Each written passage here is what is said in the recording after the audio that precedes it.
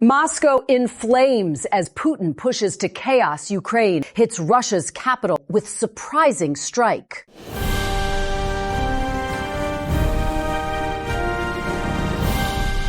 Да, блядь. Охуеть. Look closely at the map. From Moscow to Tula, from Voronezh to Belgorod, from Saratov to Volgograd, from Rostov to Krasnodar and Crimea. There is no longer a single safe spot on the map for the Russian Federation.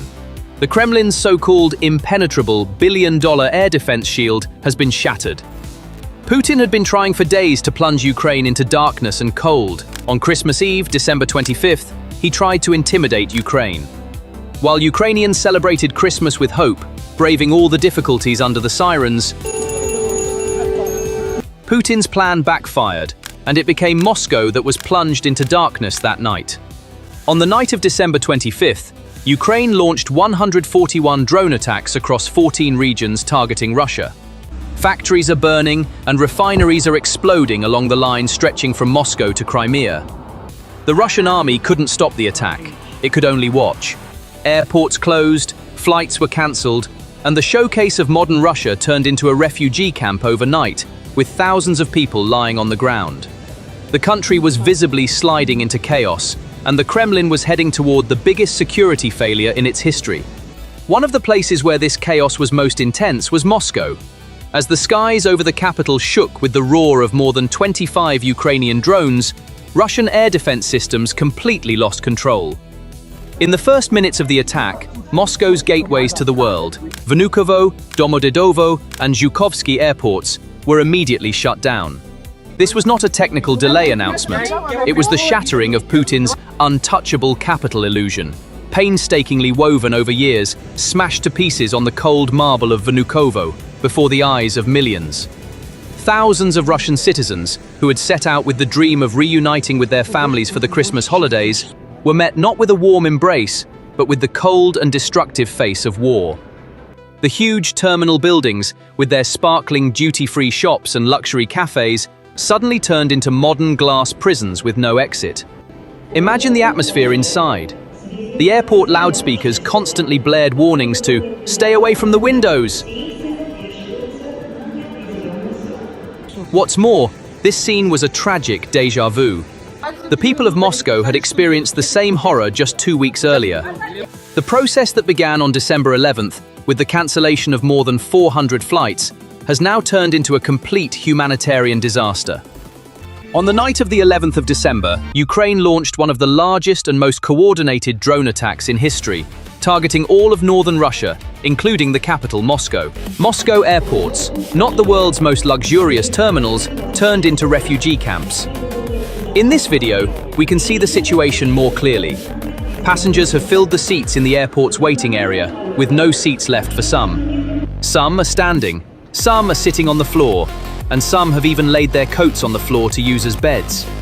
Passengers were warned to move away from the windows and gather in the corridors, while the sound of explosions from outside shook the terminal buildings. The explosions heard in the Odintsovo and Ramenskoye districts reached the passengers inside the planes waiting on the airport aprons. 7 large explosions heard over Tula and the lockdown at airports screamed that the defenses had been breached. Every Ukrainian drone exploding in the sky, even if shot down, paralyzed Moscow with the panic and debris it created. The attacks were so intense, so systematic, and so ruthless that Moscow's connection to the world was cut off like a switch being flipped. All of the capital's airports closed. Hours of attacks left Moscow's famous sky shield riddled with holes. Sheremetyevo, Domodedovo, Vnukovo, all fell silent. Thousands of Russian citizens were stranded in terminals. Over 400 flights were cancelled across Russia. In Moscow, more than 170 flights were marked in red with the word "cancelled" on the screens. All these images are from 21st century Russia. The airspace was closed for up to 7 hours. This is not just a delay, this is a national paralysis. And this situation is widespread throughout the Russian Federation. This wave of attacks was not a random bombardment, but an industrial strangulation operation planned with surgical precision. After Moscow. The first target was the Efremov synthetic rubber factory in the Tula region, the chemical heart of the Russian war machine.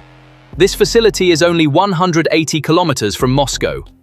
It is a high-security strategic complex where polybutadiene and solid rocket fuel components, vital for Russia's ballistic missiles and multiple rocket launcher systems, are synthesized. Satellite images verified by OSINT analysts and videos taken by local residents indicate that at least 10 major explosions occurred at the facility. Simultaneously, Ukraine's attack vector shifted southward, targeting Russia's energy arteries. The Novoshakhtinsk refinery in the Rostov region and the Saratov cracking facility were targeted to halt fuel production, the most critical resource in modern warfare. Ukraine carried out a Storm Shadow missile attack on the Novoshakhtinsk refinery. A similar chaos unfolded at the Saratov cracking oil refinery. The smoke visible throughout the city screams that the regime has lost control, despite the authorities' silence. The Stavrolen petrochemical plant, which supplies composite materials and polymers needed by the Russian army, especially for UAV production, was completely engulfed in flames after a direct hit. This is not just a fire, it is the shutdown of the Russian war machine's technological production cycle. The target of the naval attack was the settlement of Myrne, located on the shore of Lake Donuslav in Crimea. This was the center of Russia's secret naval drone program, which it had been developing after trapping its Black Sea fleet in ports. Ukrainian intelligence determined that the Russians were testing and storing their own unmanned naval vehicles, USVs, here. The attack completely wiped out this base and the prototypes inside it. Russia's attempt to develop a symmetrical response capability against Ukraine's Magura V5 drones was nipped in the bud. The situation was even more dire at the Temryuk port in Krasnodar. Huge tanks filled with petroleum products were directly hit and exploded, turning a 2,000 square meter area into a ball of fire. The fire, which the Russian Ministry of Emergency Situations tried to extinguish with 70 firefighters and 18 heavy vehicles, caused another of Russia's export gateways to be shut down. Temryuk is one of the most critical transfer centers for the Russian army's fuel and ammunition shipments. Now these arteries have been cut off. When the port is out of commission, the load on the Crimean bridge will double, and the supply lines for Russian troops in the region will become death traps. Looking at the bigger picture, the December 24th to 25th attacks signal much more than a tactical victory. They point to a strategic game-over scenario.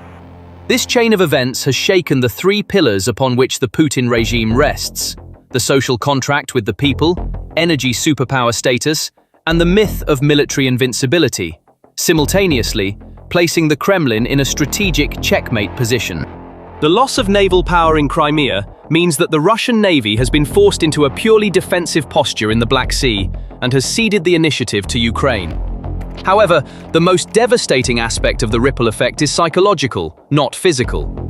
The explosion in Moscow and the simultaneous drone attacks shattered the tacit social contract Putin had with the Russian people. For citizens sleeping on the floor at Moscow airports, workers breathing in smoke from burning factories in Tula, and families awakened by explosions in Rostov, this contract is now null and void. War has stepped out of television screens and into the very living spaces of Russians. The state is failing to provide its citizens with the most fundamental right, safety of life and property. The capital Moscow's airspace turning into a sieve is spreading a virus of insecurity that is eating away at the regime's authority from within. This situation is fueling a silent anger and freak-out at kitchen tables, even if it has not yet spilled out onto the streets of Russian society.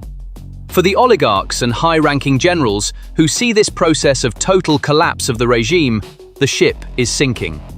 As Moscow's skies burn, the whispers in the Kremlin corridors are no longer pledges of loyalty, but escape plans. While the Russian elite search for secret routes to transfer their wealth and families to safe havens like Dubai or Istanbul, the fear of being declared a scapegoat among generals has peaked. Inside the Kremlin, there is a pre-mutiny silence where everyone is looking out for themselves.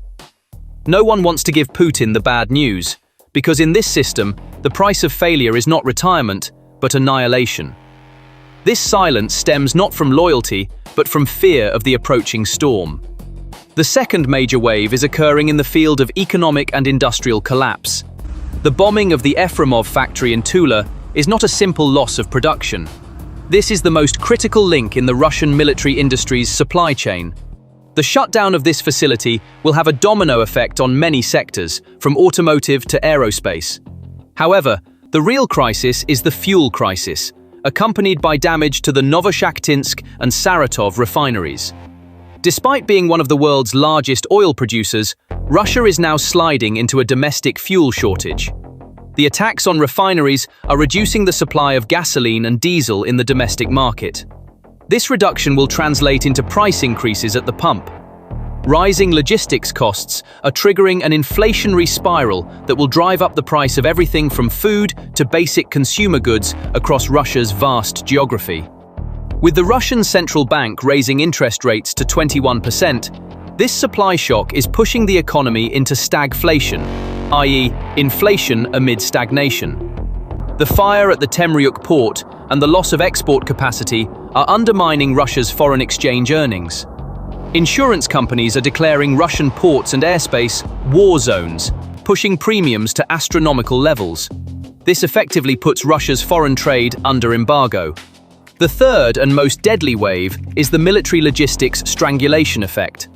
Without the solid rocket fuel components produced by the Tula factory, the Russian army's Grad, Smerch and Iskander missiles cannot be fired. The shutdown of this facility means that Russian artillery batteries on the front lines will face ammunition shortages in the coming weeks. In modern warfare, ammunition is the oxygen of logistics. Striking Tula is like stepping on that oxygen hose. Similarly, the shutdown of the Novoshakhtinsk refinery threatens the fuel supply of the occupying forces in Ukraine. A tank battalion consumes tons of fuel per day. If fuel tankers cannot reach the front lines, those tanks become piles of metal worth millions of dollars. Ukraine aims to immobilize the Russian army by striking refineries and depots. The destruction of the Dobzhansk material depot in the Luhansk region is also part of this strategy. The destruction of distribution centers is throwing the Russian army's supply lines into chaos. The strike on the naval drone base in Crimea has also deprived Russia of its last offensive capability in the Black Sea. Forced to hide its large ships, Russia has now lost its small and stealthy attack vehicles as well. This means that the Russian Navy has been forced into a purely defensive position in the Black Sea, ceding the initiative to Ukraine. From a military security perspective, in an environment where targets 6,800 kilometers away can be hit, the concept of rear area no longer exists for Russian commanders. Every base, every factory, and every warehouse is a potential devastated area. These attacks have undermined the concept of depth defense in Russia's military doctrine. Air defense systems are proving inadequate against swarms of cheap drones, consuming their expensive missiles and revealing their own positions. Every explosion in the skies over Moscow proclaims to millions that the Russian army is technologically and tactically helpless against Ukraine's innovative attacks. Another major strategic breakdown is Russia's geo-economic dependence and colonization process. Ukraine's targeting of refineries and high-tech production facilities, such as Tula synthetic rubber, is putting Russia in an irreparable technological deadlock. These facilities were modernized with Western companies' technology in the post-Soviet era. Now, when these towers and reactors are hit, Russia has neither Siemens parts nor Honeywell software to repair them. This is where Russia is being pushed into the arms of China and Iran, which it sees as its saviors. However, this is not an equal alliance, but a desperate surrender. Beijing is calmly watching the industrial chaos Russia is experiencing and turning Russia into a raw material warehouse. Confidential reports and market data show that Russia has been forced to offer discounts of up to 40% on the oil it sells to China. China provides the parts Russia needs for repairs, drop by drop, and at exorbitant prices, often in exchange for political concessions. The shutdown of the Tula factory means Russia has lost its ability to maintain its own independent defense industry and is now dependent on China's supply chain.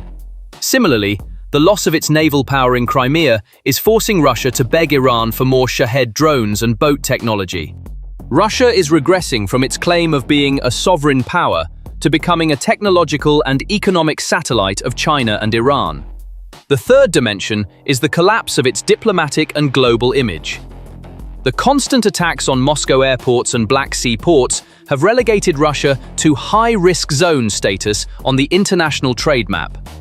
For global logistics giants, insurance companies, and investors, Russia is now an unworkable field. The fire at the Temryuk port is not just the burning of a warehouse, but also the burning of Russia's claim to be a reliable energy supplier. Customers find it risky to purchase goods from a country that cannot guarantee delivery. This situation undermines Russia's strategy of turning to Asian markets, pushing India and other buyers to seek alternatives. Furthermore, the live global observation of the inadequacy of Russian air defense systems, S-300, S-400, as part of the blind the bear strategy, is also destroying the export potential of the Russian arms industry. Traditional buyers such as India, Iran, or Algeria have begun to question these systems, which cannot even protect Moscow. Ukraine's ability to overcome billion-dollar systems with cheap drones has led to a paradigm shift in global military doctrine, confirming that Russian technology is a paper tiger. As a result, these attacks have put Russia in a multi-dimensional trapped position. They have to burn the economy behind them to continue the war at the front. If they shift air defense to the front, Moscow burns. If they protect Moscow, the soldiers at the front are left without drones and unprotected. This strategic dilemma narrows the Kremlin's room for maneuver and locks the war into an irreversible process of collapse against Russia. The explosions that echoed across Russia's skies that night shattered not only brick and metal, but also the future of an empire. Civilians trying to sleep on the cold floors of Moscow airports, production lines halted in Tula, and black smoke rising into the sky in Novoshakhtinsk are the demise of Putin's promise of a great and secure Russia. Russia is now a foreigner in its own capital, a target in its own ports. Concessions to China and Iran will not compensate for this destruction. On the contrary, they will erode Russia's sovereignty from within. War is now in every street, every kitchen, and every sleepless night in Russia. The countdown for the Kremlin continues at an unstoppable pace, and this time, neither secret deals nor repressive laws will be enough to extinguish this fire. For Russia, stability is now just a memory, and the future is nothing but utter devastation. So, what are your thoughts on this matter?